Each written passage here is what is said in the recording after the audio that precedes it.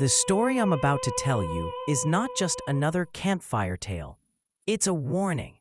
In the summer of 2015, four friends, Daniel, Claire, Marcus, and Sophia, decided to camp in the Black Hills of South Dakota. It was a remote stretch of pine forest, the kind of place where the trees seem endless and the silence is so heavy that you can hear your own heartbeat. They wanted adventure. They wanted stories to tell. What they got was something none of them would ever forget, and two of them wouldn't survive. And if you have a horror story of your own, something that really happened to you, send it to echoandashstories@gmail.com. Your story might be featured in our next video. The first day was perfect. They set up camp near a stream, grilled food, shared drinks, and laughed under the stars. But on the second day, everything shifted. While hiking deeper into the woods, they stumbled upon something strange. A circle of stones, carefully arranged. At first glance, it looked like an old fire pit. But inside were scattered bones. Daniel thought they belonged to a deer. Marcus disagreed. Then Claire bent down, picked one up, and froze. It was a jawbone. Human. Sophia tried to laugh it off. Maybe it's from a hunter's old kill. But the jaw still had teeth, intact, yellowed but real. And there were markings carved into the bone. Strange symbols none of them recognized. An unease settled over the group, and though they joked nervously, none of them wanted to stay near that circle. They moved their camp a little further away, but the forest was already watching. That evening, the forest grew unnaturally quiet. No crickets, no owls, just silence. As they tried to sleep, Marcus whispered that he could hear voices, faint, distant chanting, weaving through the trees like the wind itself was alive. Daniel dismissed it as paranoia, until Claire sat up in her tent, her face pale. She heard it too. Low, rhythmic voices, speaking a language none of them could understand. They decided to ignore it, but no one truly slept that night. At 3:17 a.m., Sophia's scream ripped through the silence. Daniel burst from his tent with a flashlight, heart hammering. What he saw around the dying campfire froze his blood. Figures, 6 of them, tall, cloaked, their faces hidden behind animal skulls. Deer, wolf, and something larger, twisted and wrong. They didn't move. They didn't speak. They just watched. Then, one of them stepped forward and dropped something into the fire.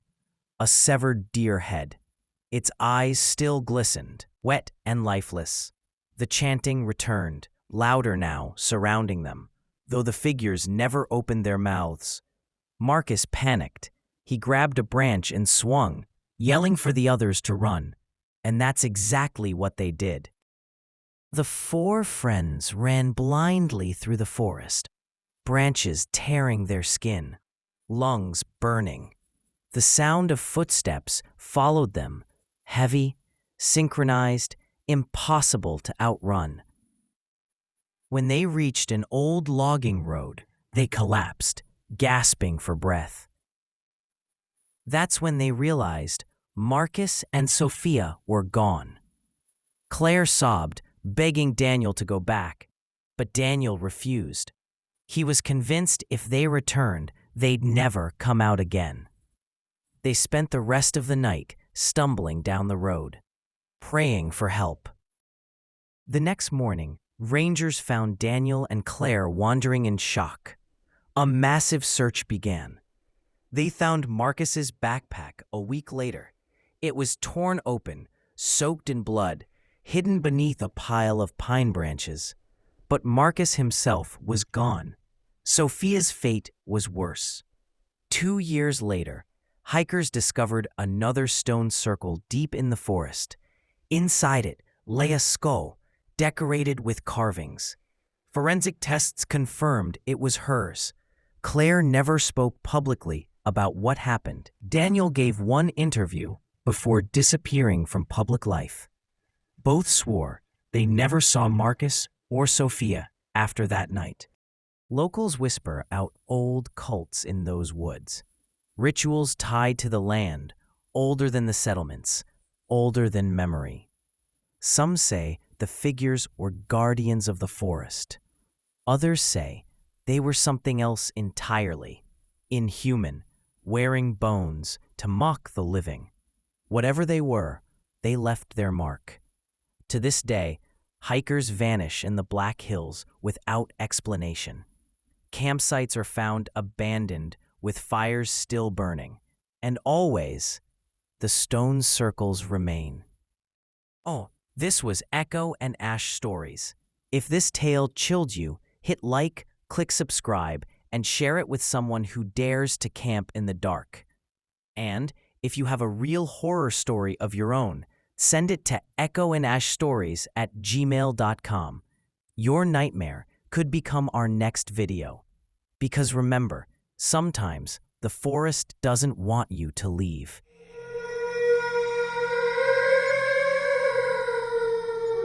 I've always loved the outdoors. Hiking, fishing, camping under the stars. Those were the moments I lived for.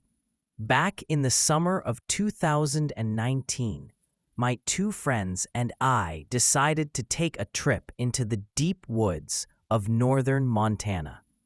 We weren't exactly amateurs, but the forest we picked this time was far more isolated than anything we'd tried before. The first day was perfect.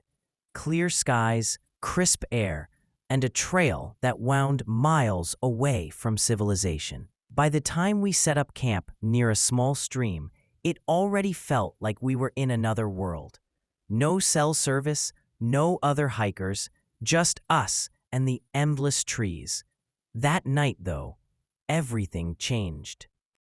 We had a small fire going, roasting marshmallows, when I noticed something strange.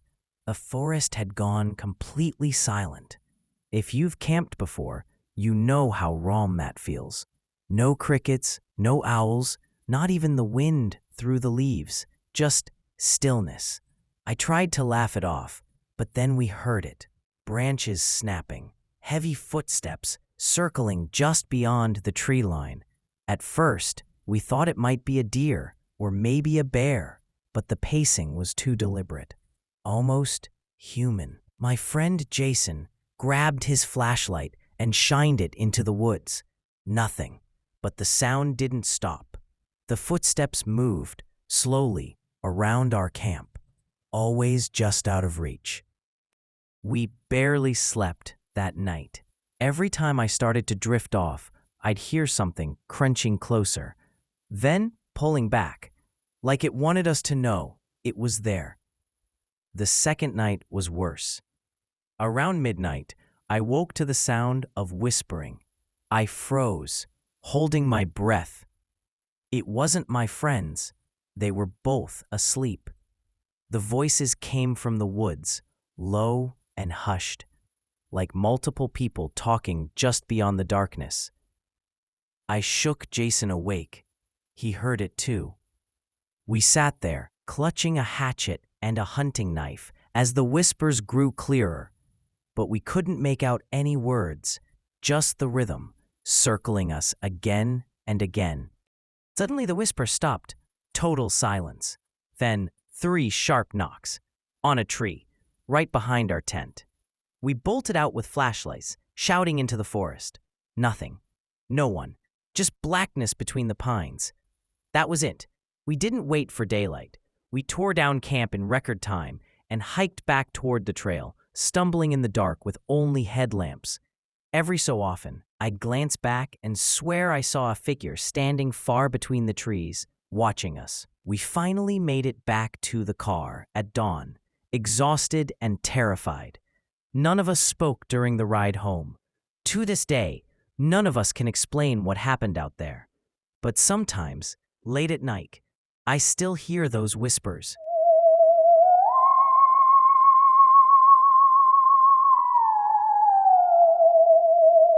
Back in 2016, a couple named Rachel and Mark went camping deep in the Appalachian Mountains. They weren't first-timers. They'd been hiking and camping for years, but this trip was different.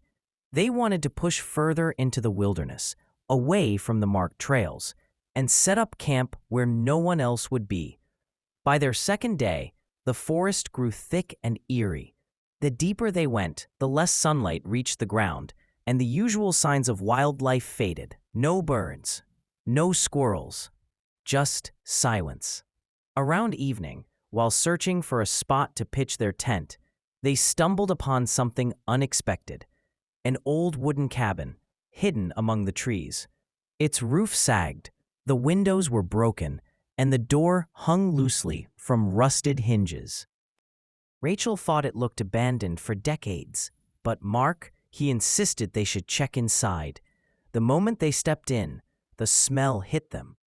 Damp wood, mold, and something else, something sour, almost metallic. Dust covered everything, except for one thing: the table in the middle of the room. On that table sat a single lantern, and it was still warm. Rachel swore she saw footprints in the dust, circling the room. But when Mark shined his flashlight toward the corners, nothing was there. They tried to laugh it off, but the unease was too heavy. They set up camp about 50 feet away, not wanting to spend the night inside.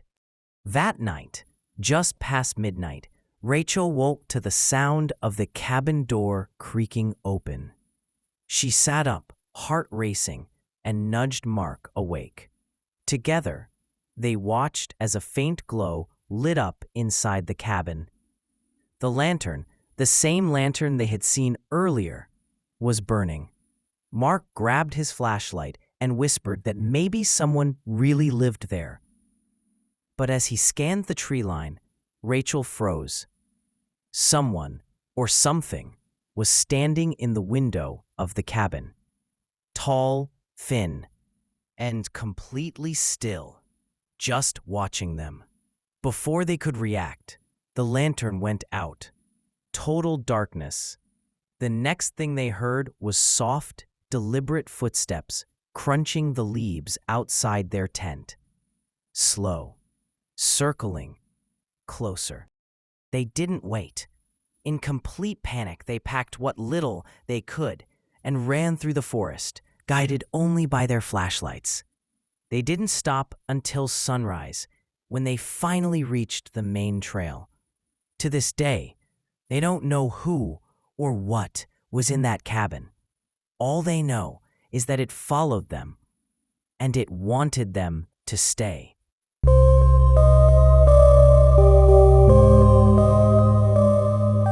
In the summer of 2018, 3 college friends, Ethan, Mia, and Jordan, set out for a camping trip in Oregon's dense forests. They wanted an escape from the noise of the city, a place where they could disconnect, build a fire, and sleep under the stars. By evening, they found a quiet clearing. It looked perfect. Flat ground, tall trees all around, and just enough open space to see the stars. They pitched their tents, lit a fire, and settled in.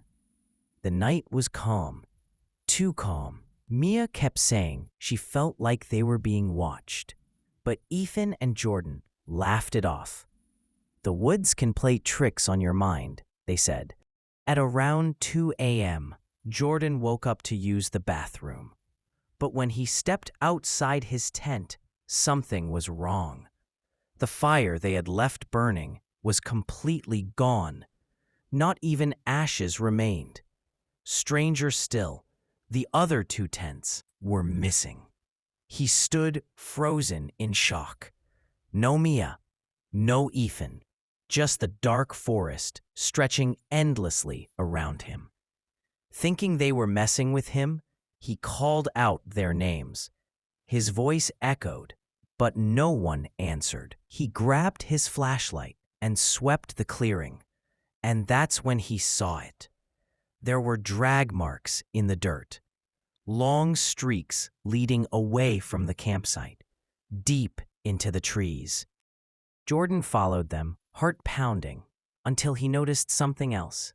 There were no footprints, no signs of his friends walking, only dragging, like something or someone had pulled them away. Suddenly, from the trees ahead, he heard Mia's scream, high-pitched, desperate, then cut off in an instant. He dropped his flashlight in panic and ran. He didn't stop until he reached a ranger station at dawn. When he returned with help later that morning, the clearing was different. His tent was still there, but Mia's and Ethan's tents were back too, as if they'd never vanished. The ranger shrugged it off, saying kids often panic in the woods. But Jordan swears the screams were real. The drag marks were real. And his friends, they never spoke of that night again. Not once. To this day, Jordan doesn't know what happened, or why his friends act like nothing ever occurred. This was another chilling tale from Echo and Ash Stories. If you enjoyed it, don't forget to like, subscribe, and share.